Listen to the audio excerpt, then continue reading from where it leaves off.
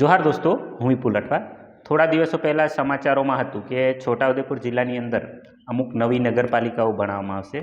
તો આને લઈને આદિવાસીઓના હિતોની જે વાત કરતા હશે એમાંના ઘણા લોકો આનો વિરોધ કરવાના। અને આ ખાલી છોટાઉદેપુર પૂરતું નથી, દરેક આદિવાસી વિસ્તારની અંદર જ્યારે પણ નગરપાલિકાઓ કે અર્બન લોકલ બોડીઝ બનાવવાની વાત થશે તો આનો વિરોધ થતો હશે। ખાલી વિરોધ નહીં, ઘણી જગ્યાએ તો કોર્ટની અંદર પિટિશનો પણ થયેલી છે। તો આવું શા માટે થાય છે એની આપણે વાત કરીશું।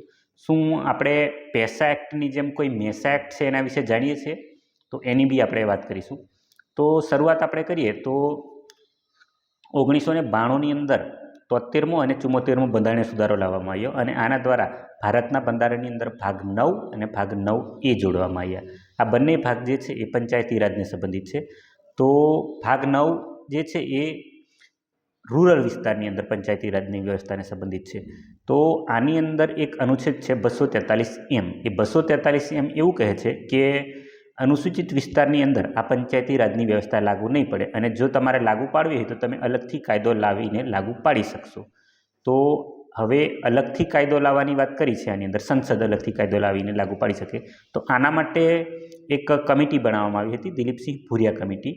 તો દિલીપસિંહ ભુરિયા કમિટીની જોગવાઈઓ ઉપરથી પેસા એક્ટ લાવવામાં આવ્યો, Panchayati Raj extension to the schedule area, એટલે કે પંચાયતી રાજની વ્યવસ્થા જે છે એને અનુસૂચિત વિસ્તારમાં લંબાવવામાં આવે આને લઈને।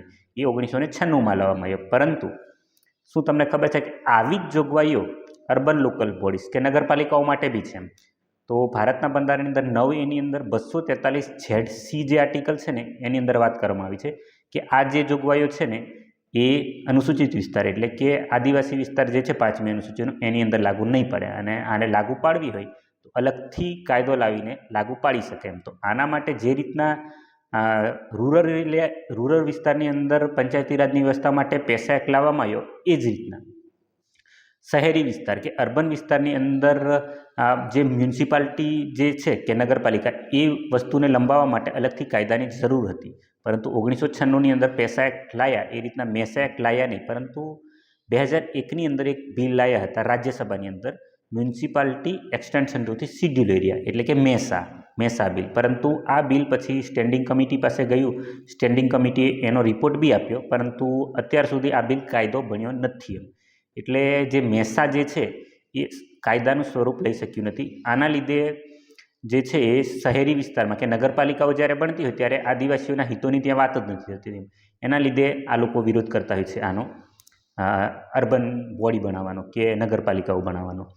હવે શું લેવા આ બિલ નથી આવ્યું કે આ કાયદો નથી બન્યો એ આપણે વિચારવાનું છે। હવે જે રીતના પેસા એક્ટની આપણે વાત કરીએ તો પેસા એક્ટ 1996માં આવ્યો, એના પછી એને લાગુ પાડવા માટે દરેક રાજ્યોએ કાયદા બનાવવાના હોય। તો ગુજરાતની અંદર 2017ની અંદર કાયદો બન્યો, નિયમો બન્યા પેસાના, પરંતુ એ નિયમો અત્યારે શું પરિસ્થિતિ છે એ આપણને કોઈને ખબર નથી। પણ કાયદો છે એમ આપણે એવું માની શકીએ। 1996માં કાયદો તો આવ્યો, પરંતુ મેસા જે કાયદો છે એ આવ્યો જ નથી એમ। તો આદિવાસી વિસ્તારની અંદર પછી જે નગરપાલિકાઓ ચાલે છે એ શેના આધારે ચાલે છે એ એક મોટો સવાલ છે। તો આના લીધે તો ઘણા બધા કોર્ટની અંદર પિટિશનો બી થતી કે બંધારણ લાગુ પાડવા માટે અલગથી કાયદાની વાત કરી છે, તમે કાયદો જ લાયા નથી તો કઈ રીતના લાગુ પાડી શકો છો એ, અને આદિવાસીઓના હિતોની આમાં કઈ રીતના અફેક્ટ કરે એની આપણે વાત કરીએ તો પેસા એક્ટ જે રીતના કહે છે કે 50% અનામત સીટો તો હોવી જોઈએ એમ, ઓછામાં ઓછી અનુસૂચિત વિસ્તારની અંદર આદિવાસીની।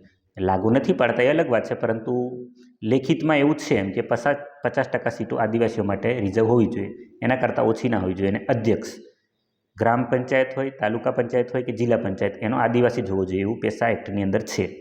હવે મ્યુનિસિપાલિટીવાળો જે મેસા એક્ટ આવી જાય તો આની અંદર બી શહેરી વિસ્તારમાં જે નગરપાલિકાઓ બને એમાં બી આદિવાસીઓના હિતોની વાત કરવામાં આવે એમ, પરંતુ એવું લાયા જ નથી। તો પછી તમે નગરપાલિકાઓ આદિવાસી વિસ્તારમાં કઈ રીતના બનાવો?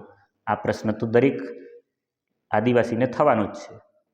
તો તમે શું વિચારો છો આ બાબતે? તમે કોમેન્ટમાં જણાવી શકો। મેસા એક્ટ લાવવો જોઈએ કે નહીં લાવવો જોઈએ?